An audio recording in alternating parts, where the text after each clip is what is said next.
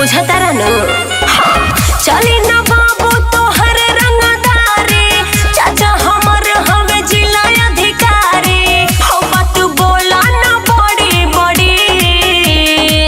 अरे मैडम समझाना मुर्गी के अंडा गोरी खाई गुंडा जिला के है गुंडा गोरी। अरे समझाना मुर्गी के अंडा गोरी खाई गुंडा जिला के है गुंडा गोरी। गुंडा गिरी देखैबा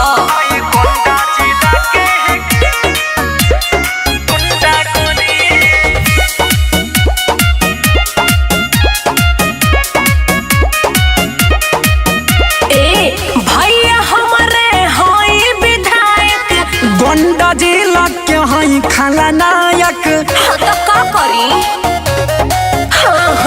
भैया हमारे हई विधायक। गोंडा जिला के हई खलनायक भाग्य परिवाना गली गली। अरे मैडम समझाना मुर्गी के अंडा गोरी हई गोंडा जिला के है गुंडा गोरी। अरे समझाना मुर्गी के अंडा गोरी हई गोंडा जिला के है गुंडा गोरी। पूछाऊ जाइबा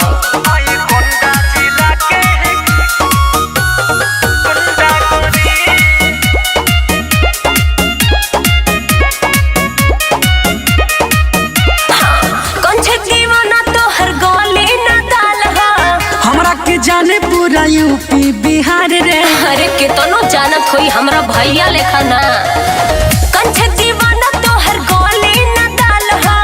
गोंडा जिला के ये पहचान रे ढेर बना ना बाहुबली। अरे मैडम समझाना मुर्गी के अंडा गोरी हाई गोंडा जिला के है गुंडा गोरी। अरे समझाना मुर्गी के अंडा गोरी हाई गोंडा जिला के है गुंडा गोरी। भीड़ के देख कुल गुंडई तो हर निकल के बाहर आ जाई।